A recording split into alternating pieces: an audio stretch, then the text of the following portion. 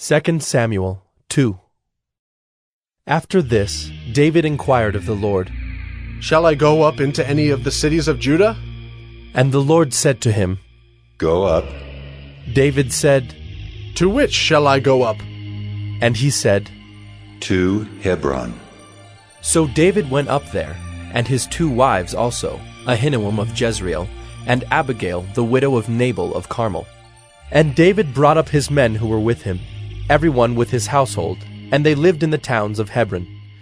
And the men of Judah came, and there they anointed David king over the house of Judah. When they told David, "It was the men of Jabesh Gilead who buried Saul," David sent messengers to the men of Jabesh Gilead, and said to them, "May you be blessed by the Lord, because you showed this loyalty to Saul, your lord, and buried him.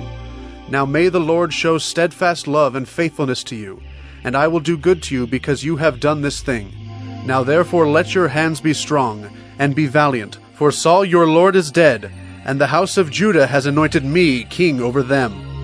But Abner, the son of Ner, commander of Saul's army, took Ishbosheth, the son of Saul, and brought him over to Mahanaim.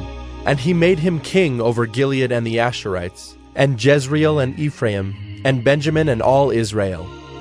Ishbosheth, Saul's son, was 40 years old when he began to reign over Israel, and he reigned 2 years. But the house of Judah followed David.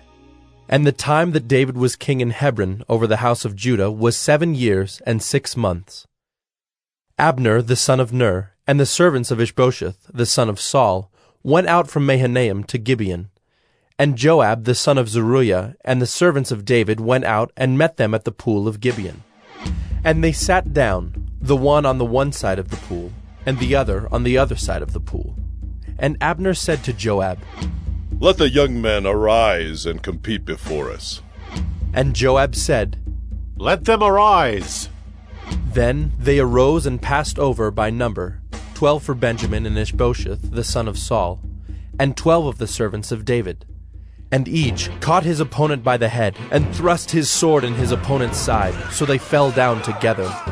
Therefore that place was called Helkath Hazarim, which is at Gibeon. And the battle was very fierce that day. And Abner and the men of Israel were beaten before the servants of David. And the 3 sons of Zeruiah were there, Joab, Abishai, and Asahel. Now Asahel was as swift of foot as a wild gazelle. And Asahel pursued Abner, and as he went, he turned neither to the right hand nor to the left from following Abner. Then Abner looked behind him and said, "Is it you, Asahel?" And he answered, "It is I." Abner said to him, "Turn aside to your right hand or to your left, and seize one of the young men, and take his spoil." But Asahel would not turn aside from following him. And Abner said again to Asahel, "Turn aside from following me. Why should I strike you to the ground? How then could I lift up my face to your brother Joab?" But he refused to turn aside. Therefore Abner struck him in the stomach with the butt of his spear, so that the spear came out at his back. And he fell there and died where he was. And all who came to the place where Asahel had fallen and died stood still. But Joab and Abishai pursued Abner. And as the sun was going down, they came to the hill of Ammah, which lies before Giah on the way to the wilderness of Gibeon. And the people of Benjamin gathered themselves together behind Abner, and became one group, and took their stand on the top of a hill. Then Abner called to Joab, "Shall the sword devour forever? Do you not know that the end will be bitter? How long will it be before you tell your people to turn from the pursuit of their brothers?" And Joab said, "As God lives, if you had not spoken, surely the men would not have given up the pursuit of their brothers until the morning."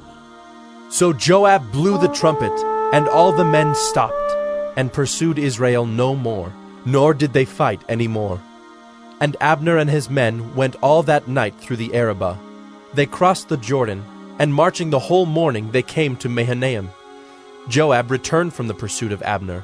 And when he had gathered all the people together, there were missing from David's servants 19 men besides Asahel. But the servants of David had struck down of Benjamin 360 of Abner's men. And they took up Asahel, and buried him in the tomb of his father, which was at Bethlehem. And Joab and his men marched all night, and the day broke upon them at Hebron.